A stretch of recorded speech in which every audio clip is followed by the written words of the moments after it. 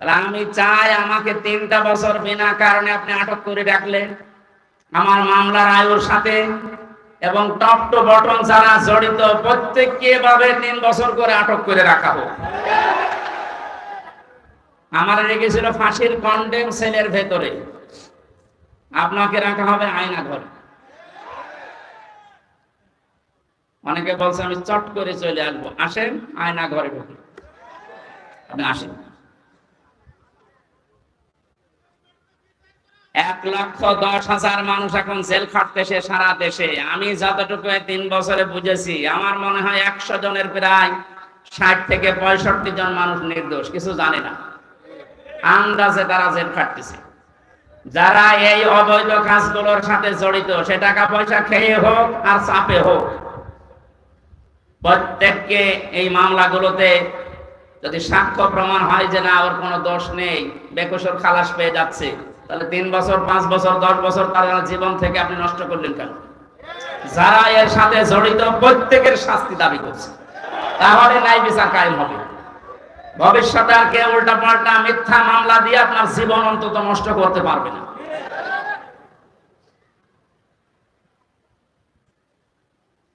হিসাব বড় কঠিন জিনিস। আমি যখন আসছিলাম আদালত থেকে, হঠাৎ ব্যক্তি নিয়ে আসতেছে হাজী সেলিম, নাম শুনে বোঝা যাচ্ছে আল্লাহর ওলি হবে।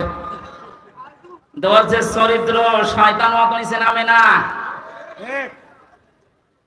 হাওয়া করে কাঁদতেছে। আমার তো মনে হচ্ছিল ওই সময় ওর সামনে আমি আমার যতটুকু বাস্তবতা দেখে মনে হচ্ছে আদালতকে যেন কথা তো বলতে পারে না, নৌকা বলতে গেলে হৌকা বলে ফেলে, কথা বের হয় না। যদি কথা বলতে পারতো ভালোভাবে, বলতো আদালত আমার যত কিছু আছে সব আমি দিয়ে দিলাম, আমারে ছেড়ে দিল। কিয়ামতের ময়দানটাও ঠিক এইভাবে আল্লাহ সাজাবে।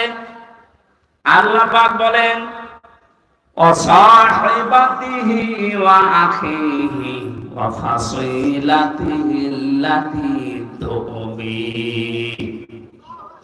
মানুষ তার নিজের ভাইকে, তার নিজের স্ত্রী সন্তানকে, তার জ্ঞাতি গোষ্ঠীকে, তার বংশের লোক, তার দলীয় লোক, তার আত্মীয় স্বজন, যত যারা সাহায্য করত, তাকে আশ্রয় দিত দুনিয়ায়, সবাইকে আল্লাহ সামনে নিয়ে বলবে আল্লাহ এগুলো সব দিয়ে দিলাম মুক্তিপণ হিসাবে, তুমি আমার কিছু বলবা না। এই কথাটা কি মিথ্যা মনে হচ্ছে? সূরা মারিজের আয়াত, আল্লাহ নিজে নাযিল করে জানিয়েছে মানুষ এটা বলবে। আমিও হতে পারি, আপনিও হতে পারেন, কিয়ামতে বলা লাগবে আল্লাহ আমার এই মেয়েকে আমি দিয়ে দিলাম। এই আয়াতটা যখন আমি জেলখানায় থাকতে পড়েছিলাম, তখন ছোট মেয়েটার বয়স 1 বছর মাত্র। সবচেয়ে বেশি মনে পড়তো ওর কথা। মাঝে মাঝে চিন্তা হতো আল্লাহ এর প্রতি আমার যে ভালোবাসা, মহব্বত তুমি তৈরি করে দিয়েছো, কিয়ামতে এই ফারিহা জান্নাত কেউ নাকি আমি বলবো আল্লাহ এরেও দিলাম মুক্তিপণ হিসাবে। এটা আমার কেমন লাগে, আমার বিশ্বাস হতে চায় না। কিন্তু কিয়ামতের ভয়াবহ যে দৃশ্য আল্লাহ নিজে ফুটিয়ে তুলেছেন, তখন মনে হয় না ফারিহানা, ফারিহার মাকে পর্যন্ত বলা লাগবে আল্লাহ এরেও দিয়ে দিলাম।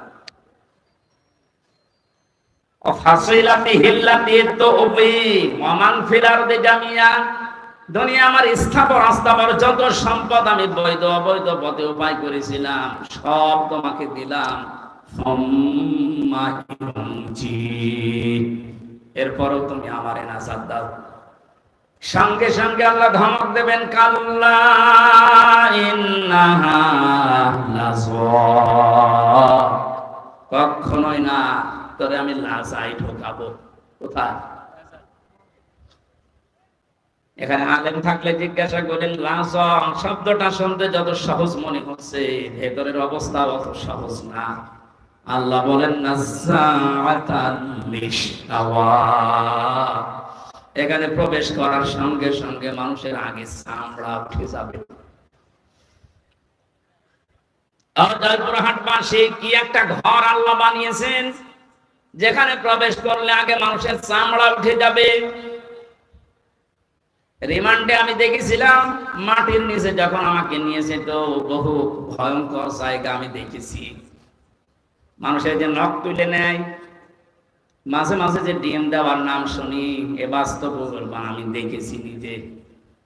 যতদিন রিমান্ডে ছিলাম আমি বহু মামলার আসামি, কিন্তু কোনদিন আমার চামড়া খুশি পড়ে গেছে না। বহু কষ্টকর সময় পার করেছিলাম খেয়ে না খেয়ে। ওনাদের আলেমদের প্রতি একটু বেশি অ্যালার্জি ছিল। অধিকাংশ অফিসার গুলো আমার ভাগ্যই পড়ে, ভাগ্যই খারাপ মনে হয়, ভাগ্যই পড়েছিল সব হিন্দু। ওরা তো আলেম জালেম বোঝে না। আজকে নয়ন হোসেন একজন মুসলিম, ওনার হাতে যদি আমি পড়তাম, হয়তো আর কিছু না হোক, নামের আগে আলেম দেখেও ভেতরে একটা মায়া আসতো। আর আমার অফিসার পড়েছে সুব্রত বালা, নাম শুনলে বলা যাচ্ছে আল্লাহর দুশমন, আমারও দুশমন। ওর মনে তো আর আমার প্রতি কোনো মায়া দয়া নেই, তারপরে ওরে উপর থেকে যা বলেছে ও তাই করবে। বহু ভয়ঙ্কর কষ্টের ভেতরে দিন পার করেছিলাম, কিন্তু আমার চামড়া উঠে যায়নি। কিন্তু আয়াতটা পড়ার পরে আল্লাহ জানিয়েছেন নাজ্জাআতাল লিশাওয়া, এমন একটা ঘর আমি বানিয়েছি লাজা, এখানে ঢুকলে আগে চামড়া খসে যাবে। কি ভয়ঙ্কর হতে পারে আপনি বলেন? কাদেরকে জাহান্নামে লাজা ডাকবে? তাদউ মান আদবারা ওয়া তাওয়াল্লা ওয়া জামাআ ফাআওয়া। যে মানুষগুলোকে সত্যের দিকে আহ্বান করা হয়, সত্যকে সত্য জানার পরেও যারা অহংকার করে, এতবার করে, মুখ ফিরিয়ে চলে যায়, আর এই চরিত্রের মানুষ বাংলাদেশে বেশি। ও জানে যে এটা সত্য বিষয়, সত্য পথ, এরপরও হিংসা করে, অহংকার করে মানতে চায় না। খালি দেখে যে এটা তো আমার দলীয় লোক না, এটা আমার বাবার মুরিদ না, তখন আস্তে করে মুখ ফিরিয়ে চলে যায়। এই যে সত্যকে আপনার মন বলছে যে এটা সত্য পথ, এটা সঠিক পথ, শোনার পরে জানার পরও যদি আপনি মুখ ফিরিয়ে চলে যান, আপনাকে আল্লাহ প্রবেশ করাবে লাজায়। কোথায়?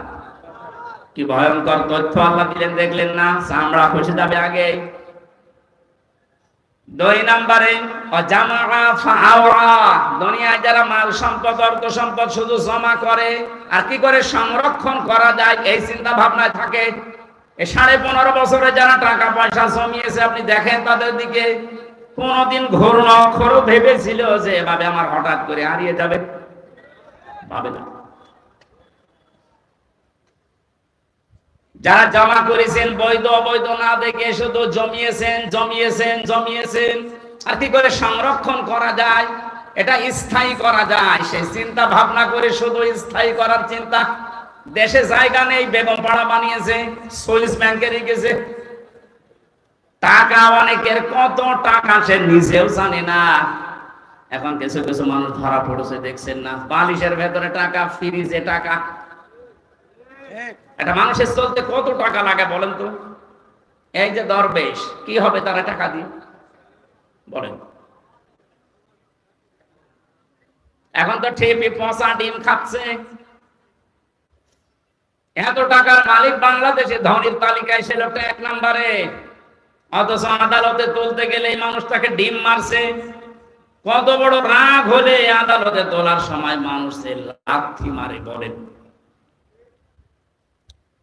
আমরা তো নিয়েছিলাম আদালতে, আমাদেরকেও নিয়েছে ওইভাবে, মাজায় দড়ি দিয়ে, হাতে হ্যান্ডকাপ দিয়ে, মনে হচ্ছে ছাগল গরু নিয়ে যাচ্ছে। কিন্তু হ্যাঁ, আমি দেখেছি যে অফিসার গুলো আদালতে তোলার সময় আসতো, এই প্রশাসনের এই মানুষগুলো চোখের দিকে তাকিয়ে দেখেছে, ওরা মনে মনে কাঁদতেছে। ওদের শুধু উপরের নির্দেশ আর হাত বাঁধা ছিল, এই জন্য কিছু করতে পারে নাই। নাম নিতে এখন আর বাধা নেই। গারদখানায় বহু অফিসারকে আমি পেয়েছিলাম মুসলিম, ওরা নিজেরা চুরি করে চাই নামাজ নিয়ে এসে আমার বক্তব্য, আপনি নামাজ পড়ে নেন। নিজেদের হালাল টাকা, অবৈধ টাকা না, জানে যে অবৈধ টাকা দিলে খেতে যাবে না। নিজেদের বেতনের টাকাগুলো দিয়ে গরিব মানুষ ক টাকায় বেতন পায়, ওখান থেকে একটা ছোট্ট রুটি, ছোট্ট পাউরুটি এনে বলতো সারাদিন কিছু খাননি খান। কঠিন বিপদের সময় যে মানুষগুলো সাহায্য করেছিল, বিশেষ করে আমার আব্দুল আলী কারাগারের ভেতরে এবং ওই গারদখানায় ওই মানুষগুলোর জন্য এমনিতেই মন থেকে কান্না চলে আসে। দোয়া করি আল্লাহ তুমি তাদেরকে সর্বোচ্চ জায়গায় পৌঁছিয়ে দাও, তাদের জীবনের অভাবগুলো দূর করে দাও। যে চরিত্র দুইটার কথা বললাম আছে বাংলাদেশে, আপনি মিলান। যাদেরকে সত্যের পথে টাকা হলে অ্যাবাউট টান করে চলে যায়, আর যারা শুধু সম্পদ জমা করে আর হিসাব নিকাশ করে যে কত হচ্ছে, এই চরিত্রের মানুষ দেশে আছে না নেই? এখানে বলেন, এই মানুষগুলো আমরা দাঁড়াবো আল্লাহর সামনে। আমি তো বললাম আমার 16 দিনের হিসাব এখনো ঠিক হয়নি, আর আপনার 16 বছরের হিসাব কি করে ঠিক করে রেখেছে? এইটার হিসাব আসলে মানুষের জীবন পাল্টানো সহজ। ওই যে মক্কার লোকগুলো যারা মানুষ খুন করতো, জেনা করতো, মানুষের সম্পদ ছিনতাই করতো, ওদেরকে যখন নবীজি এই ভয়টা তৈরি করেছিলেন যে জবাব কিন্তু দেওয়া লাগবে, এই মানুষগুলো এতে পরিবর্তন হয়ে গেছে। যারা নারীর ইজ্জতের জম ছিল, তারা নারীর ইজ্জতের পাহারাদার হয়ে গেছে। আমরা এই দেশে এইটাই করতে চাই, কিন্তু এটা করার জন্য যেটা লাগবে তার নাম কোরআন। এটা বাদ দিয়ে মানুষের চরিত্র সংশোধন করা সম্ভব না। এইটা আমরা চাচ্ছি। মানুষগুলো যারা চিন্তা করে, রাহাজানি করে, যারা জেনা করে, মদ খায়, এই মানুষগুলোর ভেতরে জবাব দেওয়া লাগবে। এই টেন্ডেন্সি যদি আমরা এই সমস্ত অনুষ্ঠানগুলো করে করে ঢুকিয়ে দিতে পারি, যারা চিন্তাই করছে তারাই সম্পদের পাহারাদার হবে ইনশাআল্লাহ। নবীদের যুগে যারা হয়েছিলেন তারাও তো মানুষ না ফেরেশতা? তারা যদি হতে পারে কোরআনের দ্বারা, আমরা পারবো না ইনশাআল্লাহ? তাহলে কিয়ামতে আপনি দাঁড়াবেন সর্বপ্রথম আল্লাহর সামনে কয়জন করে? বলেন বলেন। এখানে আমি 8টা শিক্ষা নিয়ে আসতে চেয়েছি। প্রথম নম্বরে আপনার জীবনে যেন একটা ধাক্কা লাগে, না আমি একটু থেমে যাই, আমি কি নিয়ে হাজির হচ্ছি। এখনই যদি চোখ বন্ধ হয়ে যায়, আমার তো এখনই দাঁড়ানো লাগবে। দ্বিতীয় নম্বরে, কত মানুষ আমাদের এই ভারত, বাংলাদেশ, পাকিস্তানে বহু জায়গায় আমি ঘুরেছি, মানুষের ভেতরে এই টেন্ডেন্সি, এই বিশ্বাস, এই কথা কে যেন ঢুকিয়েছে, কোনো চিন্তা নেই, কিয়ামতের ময়দানে বাবা আছে। এরকম বিশ্বাস নেই দেশে?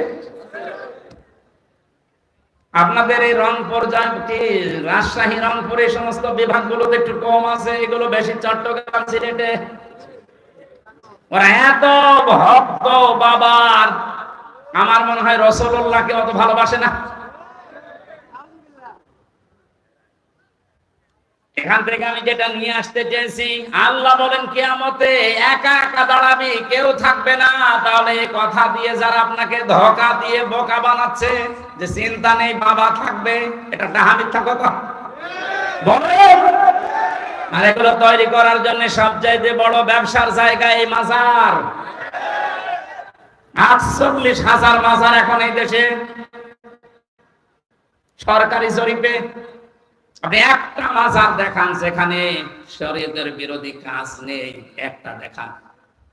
নবী জানিয়েছেন লা তাত্তাখিযুল কুবুর মাসাজিদা, কবরকে সেজদার জায়গা বানিও না। অথচ অধিকাংশ মাজারে দেখি সেজদা দেয়। বলেন, মাজার পাকা করা নিষেধ, মোজাইক করা নিষেধ, টাইলস লাগানো নিষেধ, অথচ গরু ছাগল মরে গেলেও 3 তালা হচ্ছে কবর। এই জন্যই তো হক্কানি আলেমরা বলছে মাজার গুড়িয়ে ভেঙে দেন, কোনো কাজ নেই মাজারের। মাজারের যদি এত সম্মান থাকতো, নবীজির জামাই হযরত ওসমানকে দেখে আসতাম, কবর জান্নাতুল বাকিতে পড়ে আছে, একটা পাথর দেওয়া মাত্র, কিচ্ছু নেই। যিনি জান্নাতের গ্যারান্টি জিন্দা অবস্থায় পেয়েছেন দুনিয়ায়, তার কবর যদি শুধু একটা পাথর দেওয়া থাকে মাথার কাছে বা পায়ের কাছে, আপনি কি তার চাইতে বড় কিছু হয়ে পড়েছেন যে আপনার কবর পাকা করা লাগবে? এগুলো যারা করছে বা করবে, এক কথায় বলছে সব ব্যবসা, কোনো কাজ নেই। মাজারে আগরবাতি, মোমবাতি, টাকা পয়সা দিলে যদি ভাগ্য খুলতো, রাসূলুল্লাহর যে কবর আমার মনে হয় 50 তলা হয়ে যেত। কথা বলে পৃথিবীর সর্বশ্রেষ্ঠ মানুষের কবরে যদি টাকা দেওয়া না লাগে, মোমবাতি দেওয়া না লাগে, আগরবাতি না লাগে, দোয়াও করতে দেয় না। আমি রাসূলের রওজার পাশে দাঁড়িয়ে সেভাবে হাত তুলেছিলাম যে পুলিশ পাহারা দেয় ওখানে, আমার হাতের উপরে ওই যে লাঠি হাতে থাকে, বাড়ি দিয়ে বলছে কি চাচ্ছেন আপনি? কিছু চাই না, রাসূলের জন্য দোয়া করছি। আমি আরবিতে ওনারে বললাম, ওনার ভাষা দিয়ে আমারে বলছে কি বলেন, আপনি যদি দোয়া করার দরকার হয় কাবা শরীফের কাছে, কাবার দিকে তাকান, কাবার মালিকের কাছে কিছু বলেন, রাসূলের কাছে আপনি কি চান? ও মনে করছেন কিছু চাচ্ছি? শ্রেষ্ঠ কবর পৃথিবীতে, তার কবরের পাশে দাঁড়িয়ে যদি কিছু চাওয়া জায়েজ না হয়, তো পৃথিবীতে আর কোন মহারথী আছে যে তার কবরের পাশে যে চাওয়া যায়? সুতরাং এই ভ্রান্ত ধারণা থেকে, এটা যে রেকর্ড হচ্ছে এই জন্য বলছি, কালকে সারা বাংলাদেশ সহ বিশ্বে বাংলা ভাষাভাষী মানুষের কাছে ছড়িয়ে যাবে। সবাইকে আহ্বান জানাচ্ছি, আপনি কিয়ামতে কোনো বাবা নিয়ে উঠবেন না, কোনো পীর সাহেব নিয়ে না, আপনি একা একা উঠবেন। কয়জন করে? স্রেফ একা, কেউ থাকবে না। আপনি আবার মিলান যে আপনি কি জবাব দেবেন। এ ধারণা যারা ঢুকিয়েছে তাদের ওইটাদের দরবার টিকানোর ব্যবসা। আমি তো কোরআনের আয়াত বলে দিয়েছি, সূরা মারিয়াম 95 নম্বর আয়াত। এর উপরে আর কোন দলিল পৃথিবীতে আছে? এরপরেও যদি কারো মন খারাপ হয় তাহলে এই আয়াত কেটে বাদ দিয়ে দেন না, এবার আর পারবে না। বিচারের দ্বিতীয় ধাপ, আমাদের এই বাংলাদেশে 4 প্রকারের রায় হয় আমরা দেখেছি। এই জয়পুরহাটের জেলা আদালত যেটা আছে, এখানে ম্যাজিস্ট্রেট কোর্টে একটা রায় হয়, এরপরে জজ কোর্টে আবার রায় হয়। এখানে যদি আপনার রায় বিপক্ষে যায়, আপনি হাইকোর্টে যান ঢাকায়। হাইকোর্ট থেকে যদি আপনি ন্যায় বিচার না পান, মনে করেন আমি অবিচার হয়েছে আমার প্রতি, আপনি আর একটা কোর্টে যান, সুপ্রিম কোর্টে যান। এর উপরে আর কোন কোর্ট এ দেশে আছে? বলেন বলেন। তাহলে বাংলাদেশের রায় হয় কয় প্রকার? আল্লাহ পাক যে রায় দেবেন কিয়ামতের ময়দানে, যে ধাপ বানিয়েছেন, আমাদের যেমন 4 ধাপ, আল্লাহর রায় হবে 2 ধাপ। প্রথমে আল্লাহ আপনাকে ডাকবে স্রেফ একা একা, দ্বিতীয় নম্বরে আপনাকে বারান একা ডাকবে না। এইটা বোঝানোর জন্য আমি পর্যন্ত এসেছি, শুনতেছেন? কিয়ামতে এবার আল্লাহ মানুষকে, প্রতিটি মানুষকে ডাক দেবে, ইয়াউমা নাদউ কুল্লা উনাসিন বিইমামিহিম। সূরা বানী ইসরাঈল 15 নম্বর পারা 8 নম্বর পৃষ্ঠা 3 নম্বর লাইনের 72 নম্বর আয়াতের প্রথম অংশে আছে। এটা তাফসীরে ফি জিলালিল কোরআনে আছে। আমি বিশ্ববিদ্যালয়ে থাকাকালীন যত তাফসীর মিলিয়েছি, এই ইমামিহিম এই শব্দের সাথে 42টার উপরে আমি দেখেছিলাম ইংরেজি সহ। প্রতিটি মুফাসসির আয়াতের ব্যাপারে এক কথাই দিয়েছেন। আল্লাহ পাক বলেন কিয়ামতের ময়দানে প্রতিটি মানুষকে বিচারের দ্বিতীয় ধাপে আমি ডাক দেব তার নেতার সাথে। কার সাথে? বলেন বলেন। এবার আমার প্রশ্ন আপনার বিবেকের কাছে, এদিকে তাকান। প্রথম ধাপ তো শেষ, আপনি কি করবেন আপনি জানেন আর আল্লাহ জানেন। আমি তো বললাম আমারটা মিলানো সম্ভব হচ্ছে না, তার 16 দিনের। আপনি 16 বছর, 32 বছর, 45 বছর, 60 বছর মিলাবেন কি করে বলেন? আপনার তো এখনই কান্নাকাটি শুরু করা দরকার। ওই বিবেক যেহেতু আপনার মরে গেছে, এবার দ্বিতীয় ধাপে আসেন তো।